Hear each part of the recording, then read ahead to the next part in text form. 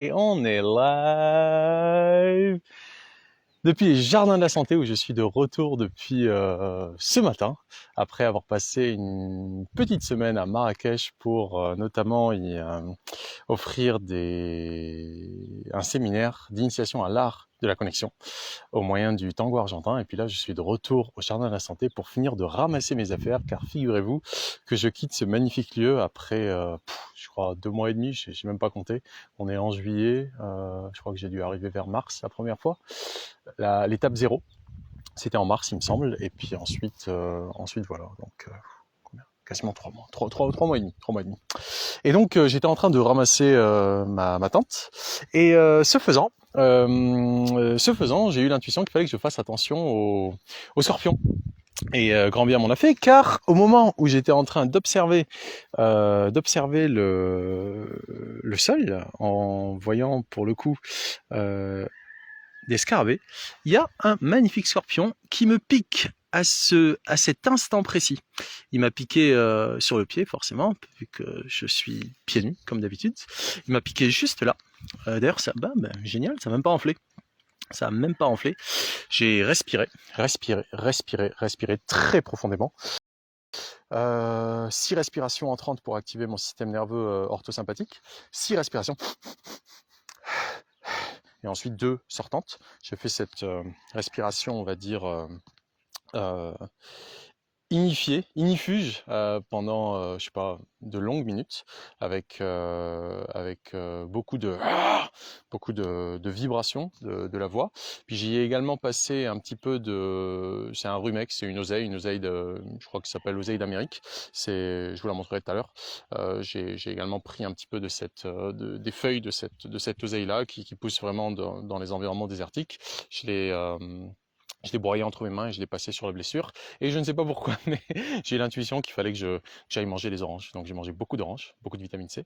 Et ça va, la douleur est montée jusqu'à l'aine, donc jusqu'au ganglion de l'aine, parce que c'est un poison, hein, c'est un poison qui balance, hein, ils sont pas commodes, hein, ces scorpions. Et puis c'est passé, quoi. Je vous le remontre. Pas commode, quoi. Hop, est-ce qu'il va me suivre là? On dirait pas. Mais ouais, pas commode du tout. Donc il était sous la tente qui était posée depuis 2 bons mois, parce qu'au début j'avais une autre tente. Et puis, ah ouais, voilà. Il réagit, quoi. C'est vraiment pas commode comme animal. Ça se laisse absolument pas faire, hein. Et il a fallu de pas grand-chose. Pardon, je t'embête plus. Il a fallu de vraiment pas grand-chose, un tout petit moment, où je me suis dit, attention, scorpion. Et je n'ai pas été assez attentif et il m'a frappé. Enfin, il m'a tapé. Et tant mieux car ça ne m'était jamais arrivé. Et quelque part, j'avais l'intuition que ça allait arriver, que j'allais me faire piquer par un scorpion. Et c'est formidable parce que du coup, je sais ce que c'est et c'est pas si grave que ça. En tout cas, celui-ci, il est pas très grave. Et je sais qu'avec la respiration, on peut faire énormément de choses. Il y a Wim Hof qui en est Wim Hof, si vous le connaissez, on l'appelle également dit Iceman.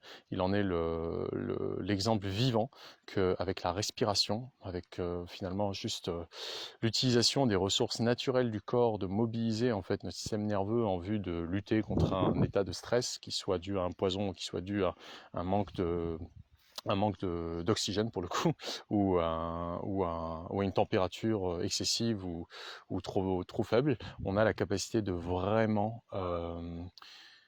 être plus fort que les éléments, pour peu qu'on soit profondément connecté à notre respiration.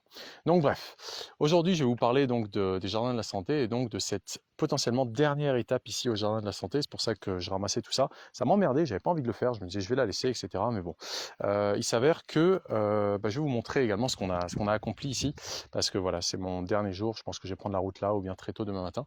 Je vais quand même vous montrer en passant tout ce qu'on a accompli, il reste beaucoup à faire encore.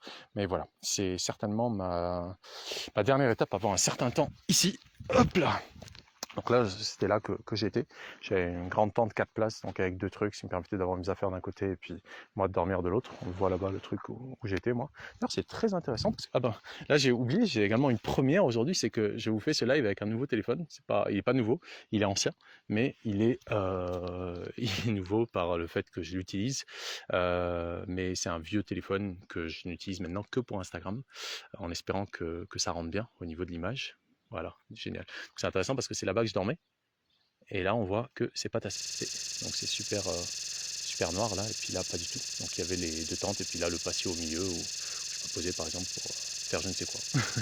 Mais voilà, là où je dormais, et puis là où j'avais la deuxième tente où je mettais mes affaires. Donc, et puis le scorpion était là-bas, et c'est marrant, tiens, pile poil au milieu de là où je dormais. Juste là, exceptionnel, marrant. Il a dû, je sais pas pourquoi, il a dû rechercher la chaleur humaine peut-être, aucune idée. En tout cas, voilà, piqûre de scorpion, check. Mais ouais, je me disais qu'il allait falloir que ça arrive pour que je sache ce que c'est. Parce qu'on a toujours un petit peu ces peurs. Si je me fais piquer, je vais mourir. Scorpion, serpent, anémone, de mer dans le désert. Je sais pas moi. Mais bon, voilà, c'est fait. Alors, je vais vous montrer un petit peu ce qu'on a accompli. Parce que voilà, effectivement, si je reviens plus ici pendant un certain temps, bah, autant que je vous montre un petit peu ce qu'on a fait. Donc, hop là, voilà. Donc là, c'est les magnifiques oliviers, les jardins de la santé qui sont à l'entrée. Là-bas, on a un restaurant vers lequel on va aller, et puis l'entrée, elle est vers là.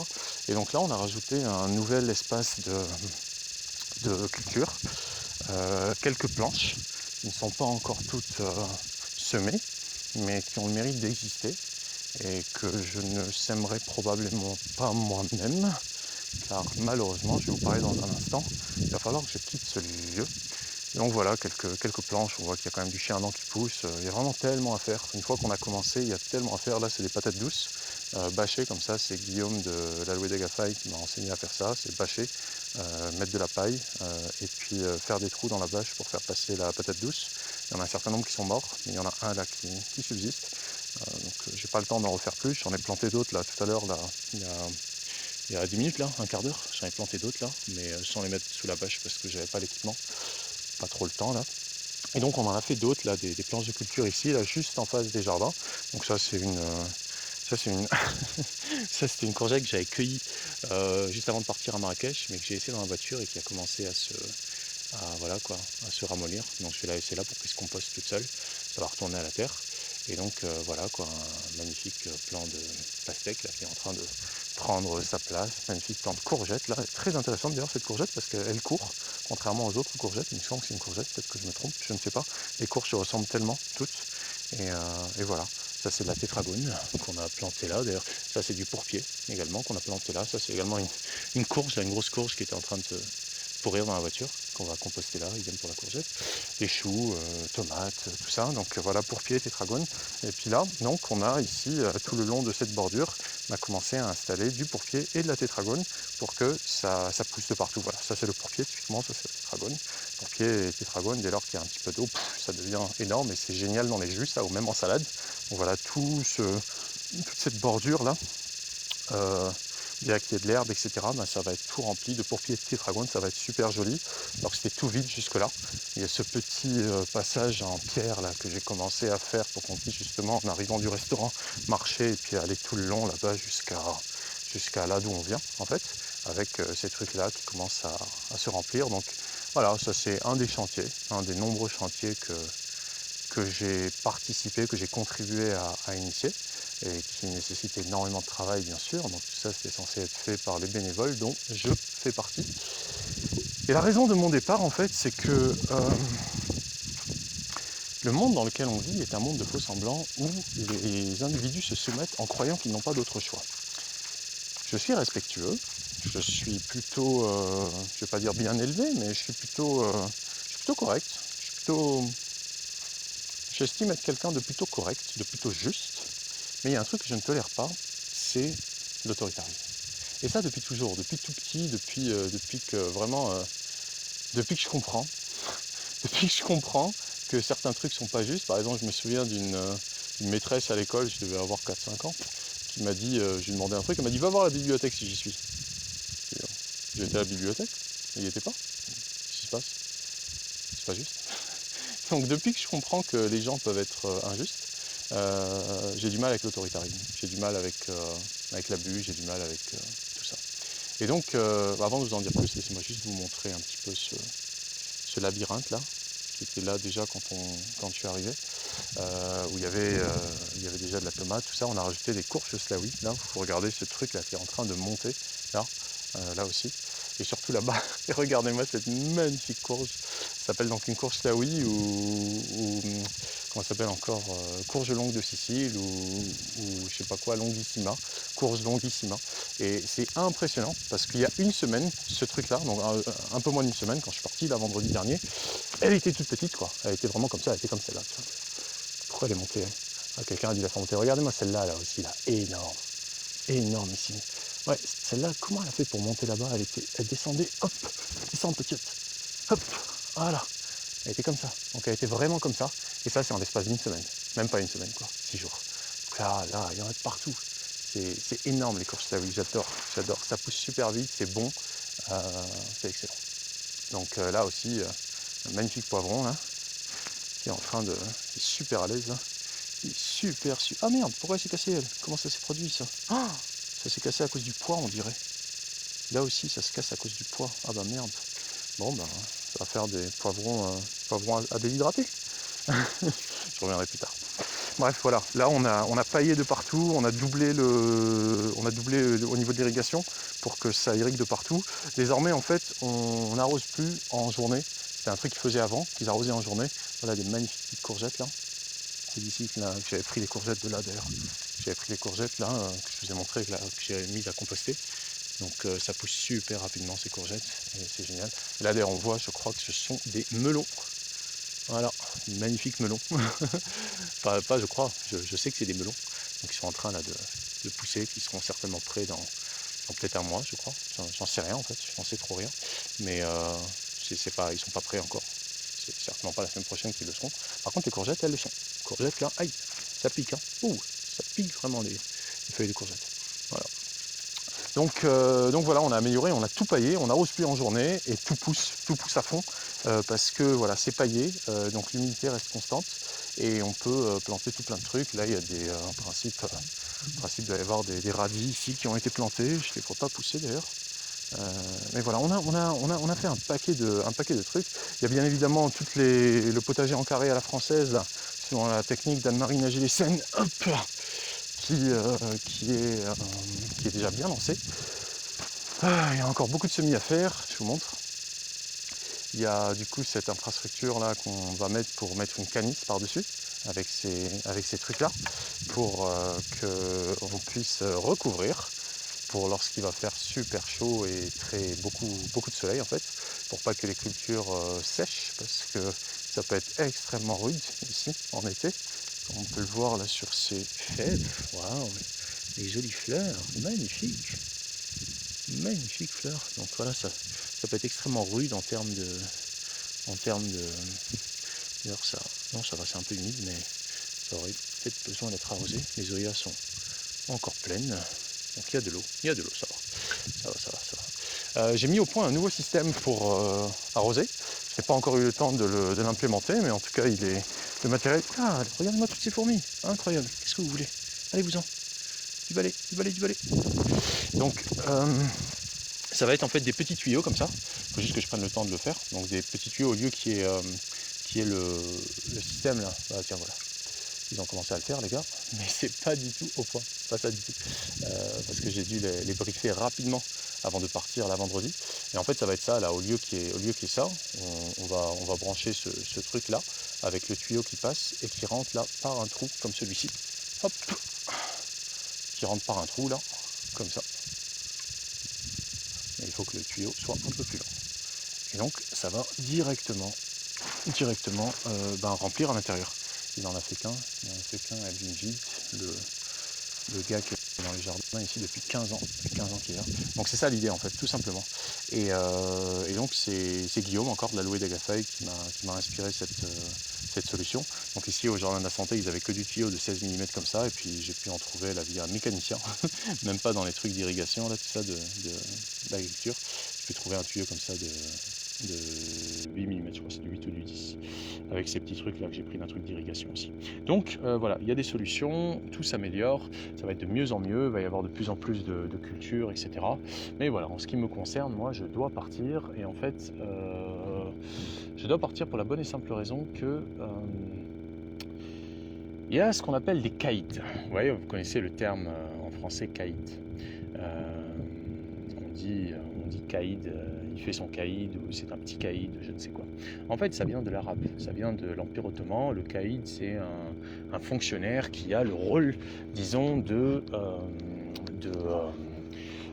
judiciaire, administratif, presque policier, je ne sais quoi. C'est un peu un gars à tout faire, mais c'est un notable. Voilà. C'était, je pense, pour donner un statut aux gars des tribus, pour leur, voilà, dans le cadre d'un empire à l'échelle de l'Empire ottoman, pour que les notables des tribus, les hommes un petit peu riches, un petit peu influents, se sentent valorisés, quoi, qu'ils aient un statut. Et donc ça existe au Maroc sur le plan administratif, un caïd, et donc on a un caïd de ce coin ici, qu'on appelle ça encore, de la municipalité ou de la commune plutôt de Mjat, ça s'appelle Mjat, là ici le coin où on est c'est à côté de Gmessa, et donc Gmessa relève de Mjat. Et donc ce caïd, depuis environ 3 ans, ici, là, ce lieu, les Jardins de la Santé, semble avoir besoin d'une sorte d'autorisation. Pourquoi? Parce que les terres là, que vous voyez ne sont pas titrées. Ce sont des terres que donc le docteur Cyril Gacon, qui est donc le propriétaire de ces lieux, a acheté, mais il les a achetés auprès de quelqu'un d'autre qui était lui-même donc titulaire de l'autorisation d'occuper ces terres.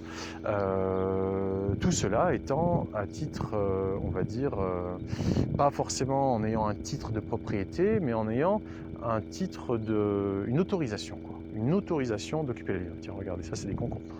Voilà. Magnifique concombre, on leur a fait là, des paniers là, pour qu'ils puissent grimper tout autour. Ça aussi c'est des concombres. Normalement on devrait leur mettre une petite canisse là pour qu'ils puissent monter. Et je pensais qu'on l'avait fait mais on l'a pas fait, donc il va falloir que je le dise aux gars. Toutes ces terres là en fait, elles appartiennent pas au docteur Cyril Gacon. Il n'y a que le droit de les occuper qui lui appartient, ou en tout cas au Jardin de la Santé. Et ce qui se passe, c'est que depuis environ 3 ans et quelques, 3-4 ans, il y a un dossier qui traîne, qui serait justement censé être un dossier d'autorisation, alors que le droit d'occuper les terres a déjà été obtenu, mais une sorte de dossier d'autorisation où il faudrait... Oh là là, regardez-moi ça aussi, comme elles sont... Je sais pas si on voit là, ouais on voit, oh là là, regardez, 1, 2, elles sont super grosses d'ici, on les voit là, les courges là, oui, on l'avait pas vu celle qui était derrière. Incroyable. Et donc, ils sont censés payer tous les mois, chaque année plutôt, une sorte de droit d'autorisation, une sorte de droit pour occuper les terres qui se chiffrerait à environ 2000 dirhams. Voilà, 2000 dirhams par an par hectare. Et ça, c'est un truc qui a priori ne s'applique qu'aux étrangers, aux gens qui ne sont pas du coin. Voilà.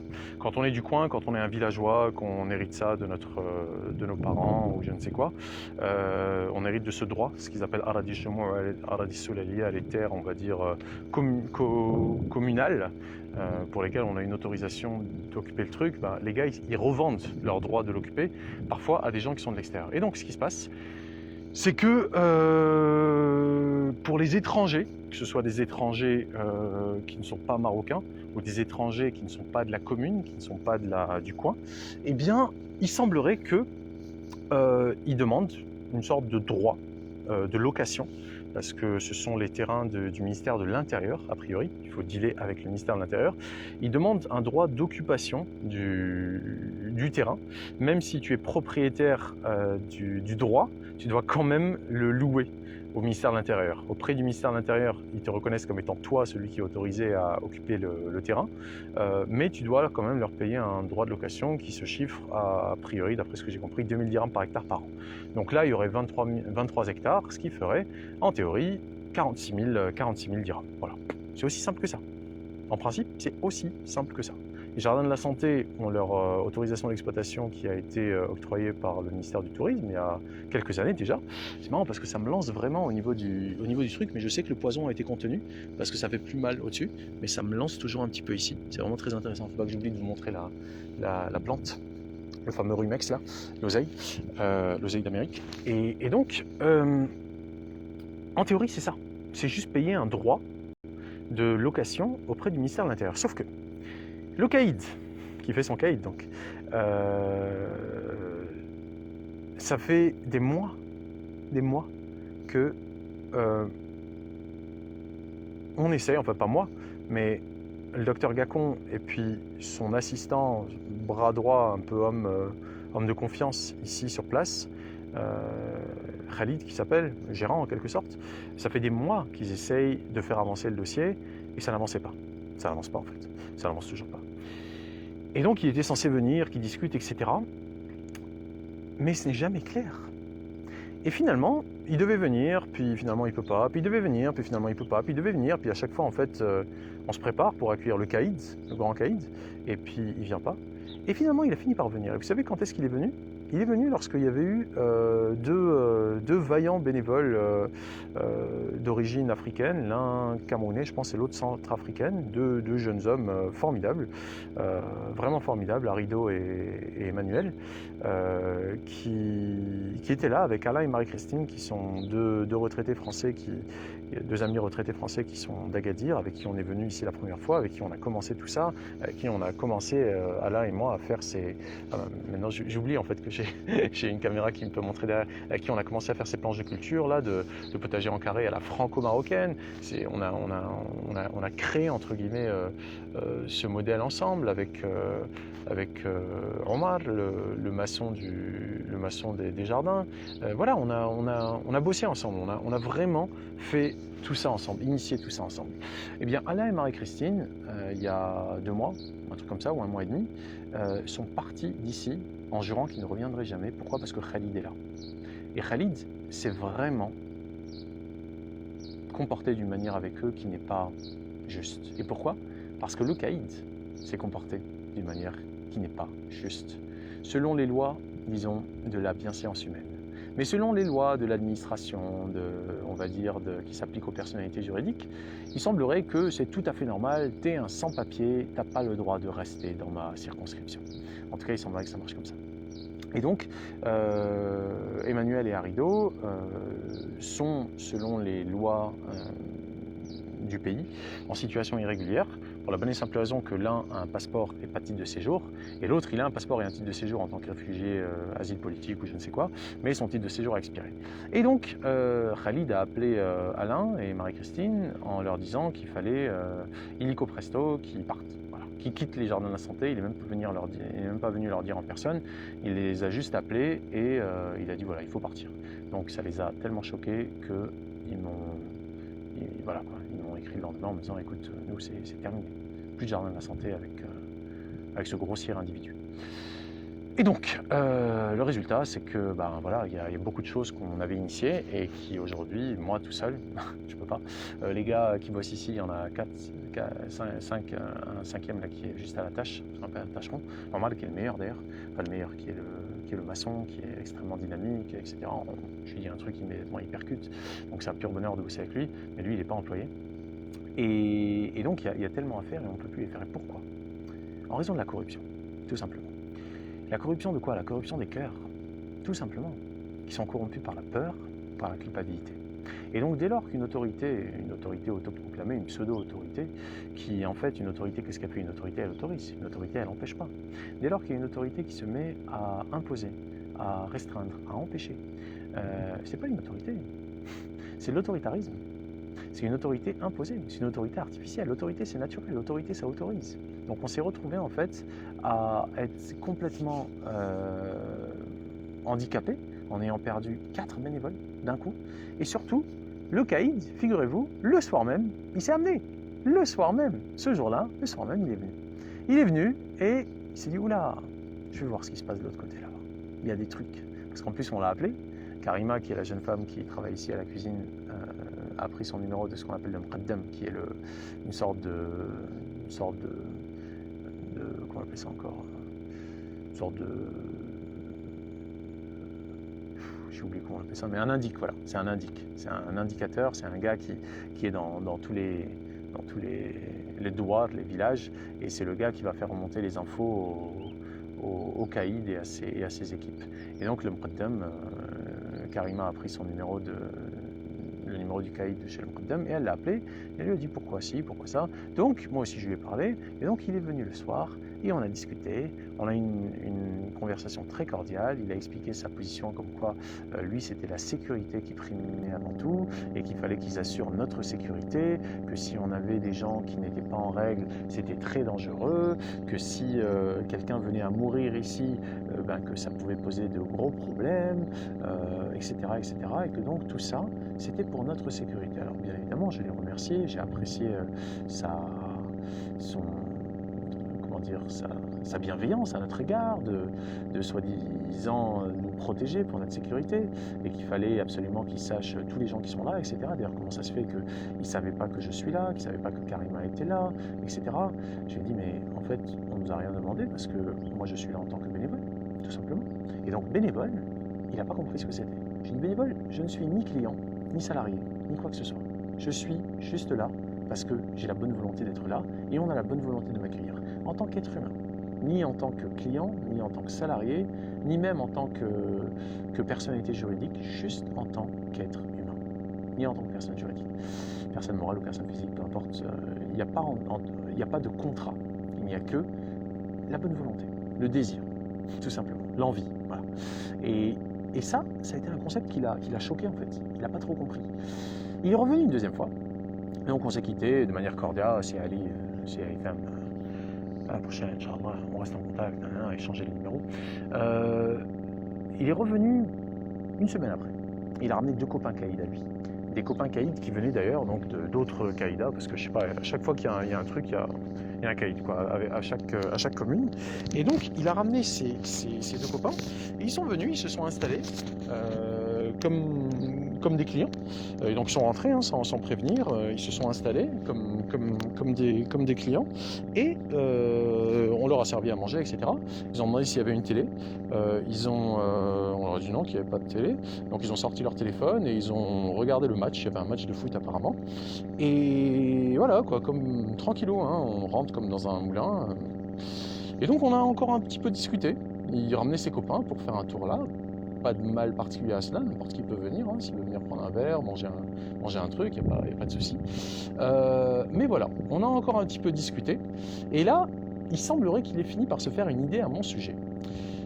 Selon Khalid, donc on s'est requitté dans des bons termes, et donc selon Khalid, on va dire le gérant de ces lieux, selon Khalid, le caïd aurait estimé que je suis un individu extrêmement dangereux, qui va devoir signaler à la DST, la direction de surveillance du territoire, si je ne quitte pas les lieux. Et que donc, pour obtenir l'autorisation, ou en tout cas régularisation, parce que lorsque j'ai fini par essayer de comprendre qu'est-ce que c'était qui nous freinait, parce qu'en fait c'est surtout, j'ai une caméra, faut pas que j'oublie ça, voilà. C'est surtout en fait pour agrandir, pour permettre de faire une salle ici couverte, pour avoir un truc au-dessus, que du coup il y a besoin d'une autorisation a priori pour pouvoir continuer à construire l'infrastructure. Et donc cette autorisation, quand j'ai essayé de comprendre qu'est-ce que c'était, d'ailleurs on était juste ici, je me souviens quand on avait cette conversation, quand j'ai essayé de comprendre qu'est-ce que c'était, il m'a dit mais en fait il ne s'agit même plus d'autorisation, il s'agit de régularisation. De régularisation, semblerait-il, pour toutes ces années d'irrégularité. Voilà, c'est ça dont il s'agit. C'est encore une fois une affaire d'argent, bien évidemment. Bien évidemment. Et donc, lorsque le caïd s'en est allé, et que quelques jours plus tard, Cyril m'envoie un message en me disant « Oula, on a un souci à Issam, je viens d'avoir le caïd avec Khalid, et ils veulent que tu partes. Ils veulent que tu partes parce que a priori, le caïd, il estime que tu es, voilà quoi, c'est bien, dangereux. dangereux. Eh bien, j'ai compris, en fait, tout simplement, que ce système matriciel, qui a vocation à nous maintenir prisonniers, en nous soumettant à des autorités extérieures qui semblent légitimes, mais qui en fait sont illégitimes parce qu'elles s'imposent. Une autorité, ça autorise. Une autorité, ça n'impose rien.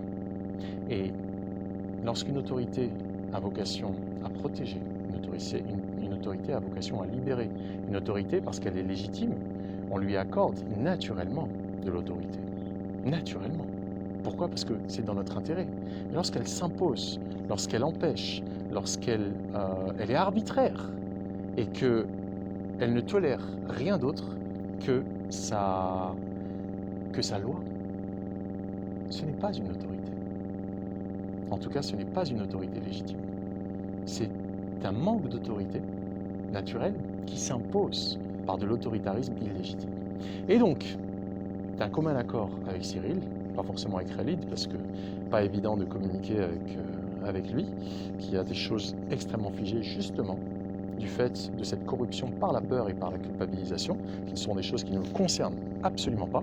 Donc pour moi, c'est extrêmement compliqué de communiquer avec, d'interagir avec des individus qui carburent à la peur et à la culpabilité, parce qu'ils veulent soit vous faire culpabiliser vous, soit qu'ils sont eux dans une posture de culpabilisation. Et donc, j'ai compris effectivement que point de salut à part le départ. Et donc, d'un commun accord avec Cyril, on a décidé que j'allais prendre le large pendant quelques temps, histoire de voir est-ce que cette histoire d'autorisation / régularisation avec le caïd allait avancer. Le caïd, en fait, qui est un petit caïd, hein, les gars, ils font leur caïd, mais en fait, ils n'ont d'autorité que celle que leur confère l'État. Et ils en font souvent un petit peu plus que de rigueur, pour la bonne et simple raison qu'il y a la corruption des cœurs, mais également il y a la corruption qu'on connaît tous, celle de l'argent, tout simplement. Donc ce n'est pas clair, et ce n'est pas clair certainement parce qu'il y a cette volonté que ça reste pas clair, qu'il y ait ce clair-obscur, où on ne sait pas trop, où l'information n'est pas complète, où on ne sait pas est-ce qu'on a le droit, est-ce qu'on n'a pas le droit. Et donc le moyen de pression est celui-là, voilà, je ne sais pas si je vous l'ai dit, le moyen de pression est celui-ci, c'est si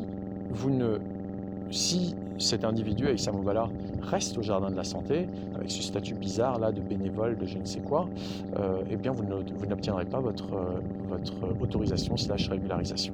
C'est tout. Voilà. Donc avant c'était rien, maintenant c'est ça.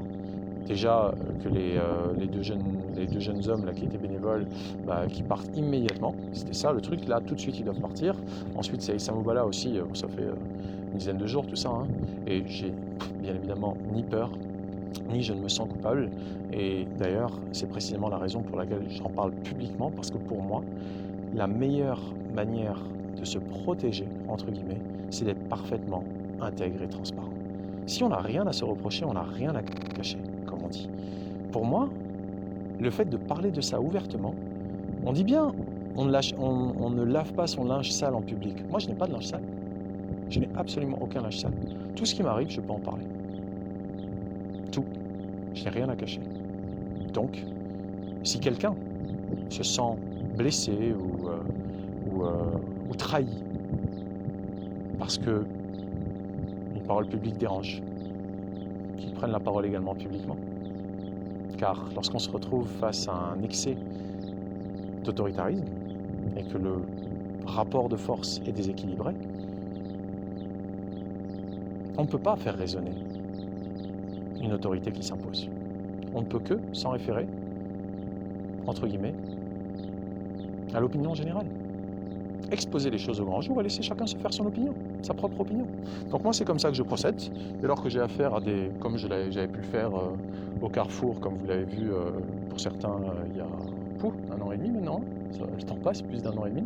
Voilà, j'ai juste présenté les faits, voilà ce qui se passe, voilà ce que font les vigiles, voilà ce que font les policiers. Faites-vous votre idée, tout est clair.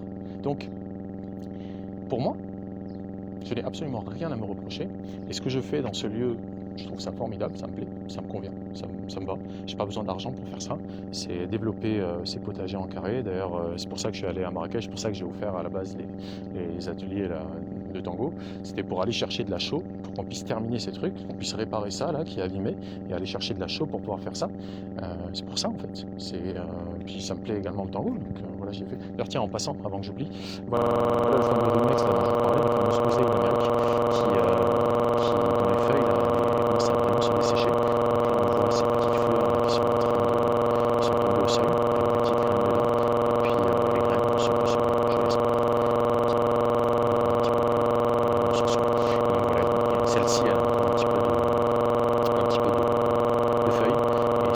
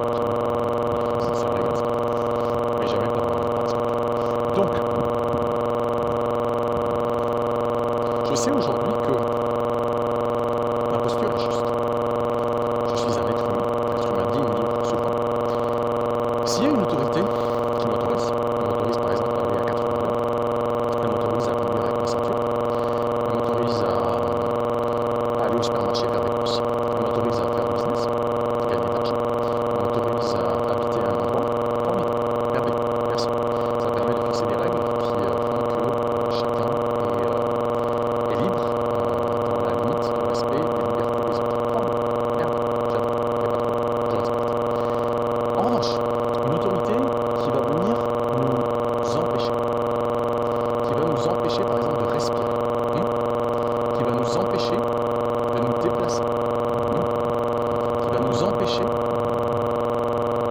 nous lier les uns aux autres. Ça, c'est pas de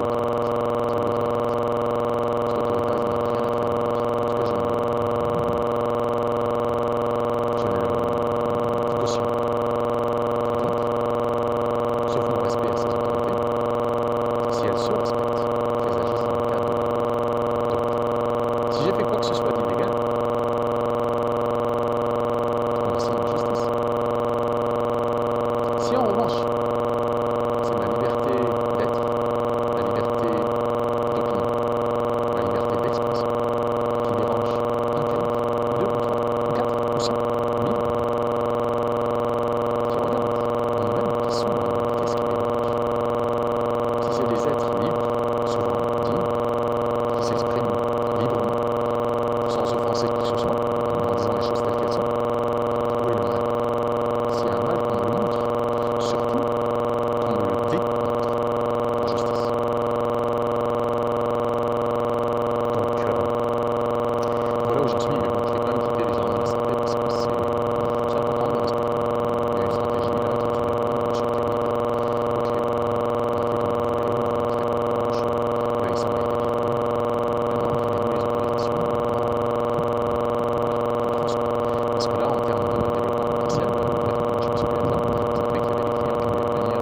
Bon, évidemment, je me sentais pas école dans le jardin, mais j'accompagne également en tant que nouvelle les curistes qui viennent pour leur bien-être, en termes de coaching, santé, état d'esprit, tout. Voilà, donc il y avait personne qui pouvait faire ça ces derniers temps, vu que le Covid avait tout arrêté. Maintenant que j'étais là, on a reçu une touriste que j'ai accompagnée, donc on en avait eu deux avant, mais qui étaient là avec le personne du coup. On en a reçu une, donc moi j'ai accompagné. Ça s'est super bien passé, on devait recevoir 2 euros, c'est comme, voilà, il y avait des gens qui devaient venir. Et maintenant on ne peut plus. Donc c'est ridicule. Je me suis dit, il y a tellement de choses encore qu'on a à faire. On doit faire un bassin d'irrigation pour pouvoir faire monter l'eau là, qui monte par le solaire, plutôt que d'arroser en journée, parce qu'on a arrêté d'arroser en journée, c'est devenu un truc qu'on ne fait plus, on n'autorise plus ici, parce que c'est du gaspillage. Lorsqu'on arrose en journée, on a 90 à 95% de l'eau qui s'évapore, enfin même pas qui s'évapore, qui n'est pas absorbée par les plantes, quoi. À peine 5% avec l'eau racine, donc c'est ridicule. Donc là, voilà, il y a toute l'eau qui arrive là, qu'on peut utiliser là pour ici faire du compost, à base de fumier et de branches broyées, mais là-bas, en principe, on devrait faire un bassin. Donc ça fait partie des raisons pour lesquelles je devais ramener la chaux. La chaux, c'est un camion, c'est pas juste ça, et justement, c'est ça qu'on m'a ramené, parce que justement, quand j'ai été ce matin, la chaux avait augmenté en prix, donc j'ai laissé juste ramener un camion d'ailleurs. Mais voilà, il y a ça, il y a plein de trucs. On est en train de faire des terrasses. Maintenant, on a terrassé. C'était une pente comme ça, comme là, comme on peut voir. Et on a terrassé là-bas avec de la paille. On est en train de pailler de partout en faisant des terrasses. Donc, pour pouvoir faire des cultures tous les pieds de vigne. Il y a plein de choses à faire de cet endroit-là. Au niveau de la pépinière, on a considérablement amélioré. Il y avait quasiment tout ce qui se faisait dans la pépinière qui brûlait. Parce que voilà, il n'y avait pas de bac comme ça. Là maintenant il y a des bacs. Avant il n'y avait pas de bac, c'était comme ça. Quand ils arrosaient, c'était juste comme ça. Donc ça on l'a construit justement en ciment. C'est ma matière préférée. Oula, qu'est-ce qui s'est passé ici? Il va y avoir une fuite. En principe c'est fermé. Donc voilà, on a fait ces bacs là pour que les petits plants puissent garder une certaine humidité quand on arrose. Donc on peut arroser directement comme ça maintenant. On ouvre directement, on arrose directement en racine si on le souhaite, comme ça le substrat reste toujours un petit peu humide, avec un petit peu d'eau comme ça, on arrose en surface et l'eau du coup ne coule plus. Donc on a mis ça en place. Voilà, il y a ces magnifiques et hyper importants arbres qu'on appelle les fauniosa, le Cagnal Coccinara, qui sont des arbres ultra importants pour un lieu comme ici, où les sols sont hyper dégradés. C'est une légumineuse et les racines en fait permettent de fixer la zone dans le sol et de briser en fait les sols extrêmement. Ah ouais, waouh! Ah ouais, sacré truc ici. C'est pour ça, d'accord, ça arrive. Ça c'est déclaré là en mon absence.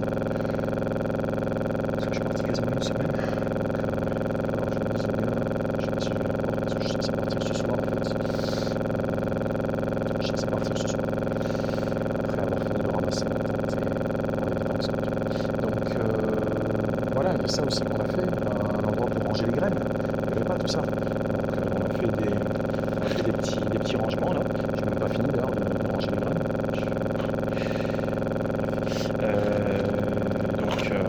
On a plein de compartiments. On peut même doubler les compartiments comme ça. On a essayé de faire ça.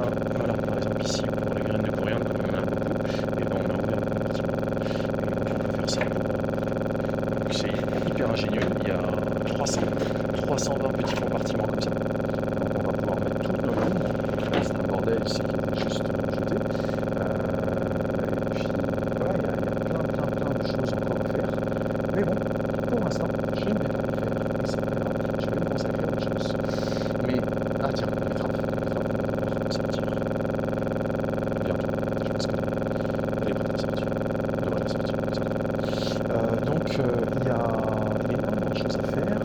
Et en fait, le point de blocage, ce qui empêche l'humanité d'avancer, c'est la corruption. La corruption à l'extérieur éduque à la corruption à l'intérieur. C'est-à-dire tant qu'il y a la peur, tant qu'il y a...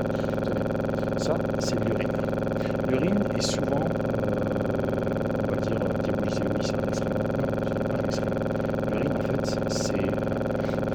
c'est de l'or. C'est vraiment de l'or jaune. Et on peut en faire énormément de choses sur la dilution. Ça peut être utilisé, bien sûr, en gestion. Il y a un truc qu'on appelle la marouille, l'urinothérapie, ça peut être utilisé.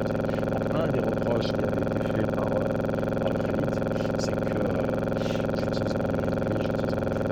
C'est un engrais naturel, c'est exceptionnel, il est directement biodisponible et c'est génial. Bref, l'ignorance est la mère de je ne sais quoi. Bref. Quand on ignore, soit on se renseigne, soit on respecte, mais on ne condamne pas. C'est un petit peu ça le drame de ces sociétés corrompues, où les cœurs sont corrompus. Et donc, la société est corrompue. Dès lors qu'on n'est pas capable de reconnaître les limites de ce que l'on sait et de respecter qu'on peut avoir une opinion différente de l'autre. Et ce n'est pas pour autant qu'il faut le condamner. Au contraire, il faut se respecter, car c'est dans nos différences que se trouve notre complémentarité. Et donc, il y a de la corruption dans cette société. Pourquoi? Parce qu'il y a de la corruption dans les individus. Tant que chacun d'entre nous n'a pas résolu ses failles, notamment ses failles de peur et de culpabilité, et qu'on est là en train de croire que c'est l'autre à l'extérieur qui nous fait souffrir, que c'est l'autre à l'extérieur qui est la cause de notre mal-être, et que du coup, au lieu de se responsabiliser, on a soit peur, soit on se sent coupable, soit on fait culpabiliser quelqu'un d'autre. En fait, la corruption reste la norme. Donc, le fait de nommer les choses par leur nom, de dire ceci est arbitraire, ceci est du chantage, ceci est de l'ignorance, ceci est de la bêtise, ceci est de la méchanceté, ceci est peut-être, enfin, ça n'importe quoi, peut-être de la jalousie, que sais-je, ceci est cela. Le fait de nommer les choses, d'oser les nommer, d'oser s'exprimer, d'oser dire les choses, fait que d'un coup, on expose quelque chose qui était considéré comme étant normal, on l'expose comme étant, non, en fait, immoral, et donc anormal. Il faut changer la norme. Si la norme est immorale, pourquoi l'accepter? En tout cas, moi je ne me conformerai jamais à un monde qui cherche à asservir les êtres, qui cherche à soumettre la vie. Non, ça m'intéresse pas. C'est certainement pour ça que ça fait quelques semaines déjà que je ressens, je vous emmène voir les verres, que je ressens profondément en moi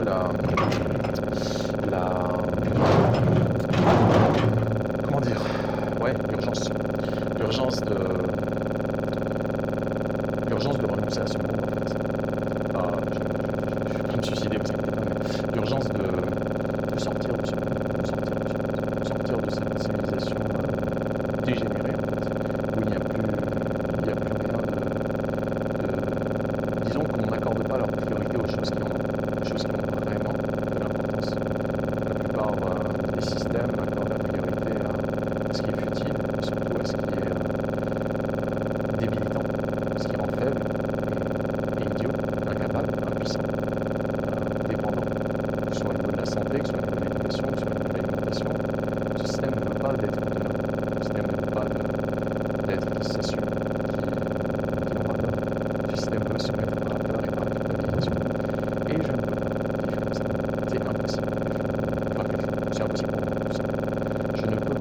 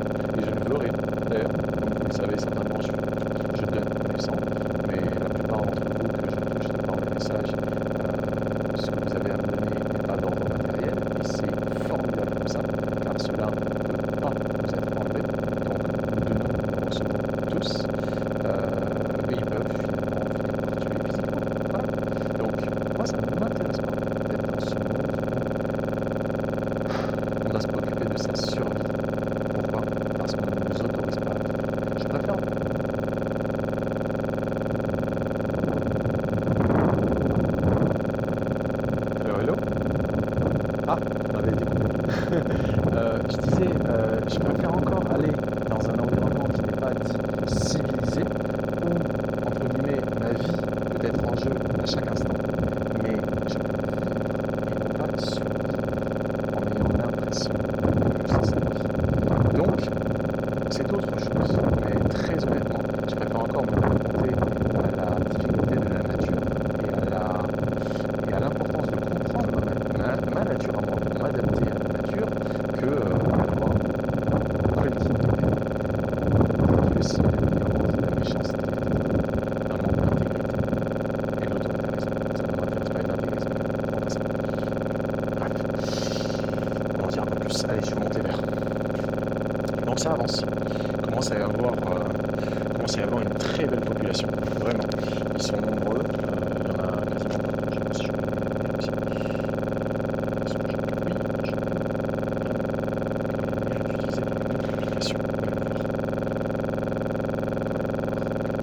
Je me disais, dans d'autres, ah bah tiens, je vais en profiter pour vous montrer mon vieux téléphone là qui commence à mourir. Je sais pas si. Mais ouais, il m'est bien utile, là, c'est avec lui que je me connecte. C'est par sa connexion, mais ouais, l'écran commence à même se soulever. C'est hyper intéressant parce que, voilà, je sais pas si ça se voit là, mais j'arrive à l'ouvrir désormais. Je pense qu'il lui reste plus beaucoup de temps, je ne sais pas. En tout cas, il a bien morflé, mais il est vraiment utile. Donc c'est avec lui que je me connecte, mais grâce à cet autre téléphone. Et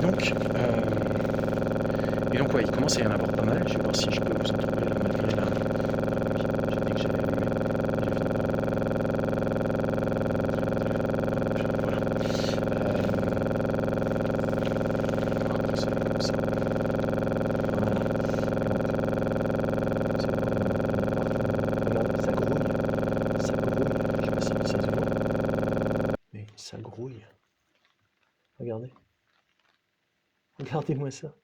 Il y en a de partout maintenant.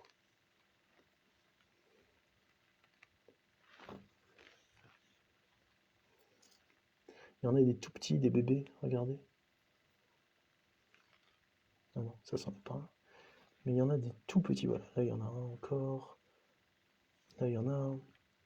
Il y en a de partout. Il y en a de partout. Alors qu'il n'y avait rien du tout à la base. Enfin, il y en avait peut-être une cinquantaine que j'ai dû réussir à récupérer depuis. Salut Myriam! Myriam qui a été bénévole au Jardin de la Santé. Ce qui nous a été reproché d'ailleurs également. Bref, peu importe. Voilà. Donc, vous en voyez là, il y en a de partout des vers. Donc, je suis très heureux quand même d'avoir initié tout ce que j'ai initié. Je savais bien que c'était pas forcément pour moi que je le faisais, parce que j'ai pas vocation à rester indéfiniment à un endroit. Je suis plutôt du genre nomade, moi, à changer d'expérience, à faire plein de trucs. Mais voilà, c'était important de faire de mon mieux pour que ces jardins de la santé soient. Regardez comme ça grouille, ça grouille, ça grouille, ça grouille. Puis ensuite, ils s'enfoncent dans la terre, on les voit plus. Mais il y en a de partout. Oh, c'est incroyable. Ah, ça, c'est un bébé. Enfin, un bébé, il y en a des bien plus petits. Il faut savoir que les vers, une fois qu'ils sortent, ils sont autonomes sur tout. Ils n'ont pas besoin d'être accompagnés par leur maman ni quoi. Et ils ont toutes les fonctions, sauf les fonctions sexuelles, quand ils sont bébés. Donc ils peuvent se nourrir, ils peuvent tout faire, quoi. Leurs excréments, dormir, tout, quoi, tout seul. Voilà, ça c'est un bébé. Voilà. Donc voilà, ça avance, ça prend forme. Peut-être que j'aurai le droit de revenir, entre guillemets, officiellement. Peut-être que je serai adoubé par le caïd et son caïda. Peut-être pas. Dans tous les cas, ça ne change rien à qui je suis et à ce que j'ai le droit de penser, de dire, de faire, dans la mesure du respect que j'ai pour autrui, notamment pour la volonté d'autrui, qui ne s'impose pas à moi par autoritarisme, mais par autorité naturelle, comme l'autorité naturelle du docteur Cyril Gacon, que je respecte et que j'apprécie énormément. Vraiment, vraiment, sincèrement. C'est quelqu'un de formidable. Et donc, s'il estime que dans l'intérêt de ce projet qu'il mène depuis 2007, eh bien, il vaut mieux que je m'en éloigne, eh bien, je respecte la décision prise d'un commun accord que je ne subis pas, que j'accepte parce que c'est une stratégie. C'est une stratégie, c'est-à-dire, ok, on va laisser le caïd aller au bout de son délire, de se dire, ah oui, c'est un individu extrêmement dangereux. Si vous voulez avoir vos autorisations slash en fait, régularisation, si vous voulez qu'on vous laisse payer beaucoup de sous, c'est ça dont il s'agit, hein, soyons clairs et simples, concrets. Si vous voulez qu'on vous laisse nous payer beaucoup d'argent, j'en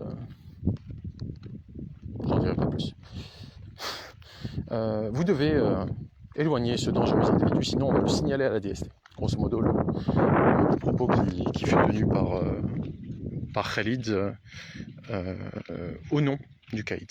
Donc, voilà, je suis quand même heureux, très heureux de cette expérience. C'était une expérience riche en apprentissage, riche ça c'est le hammam, riche en rencontres également, en expérimentation.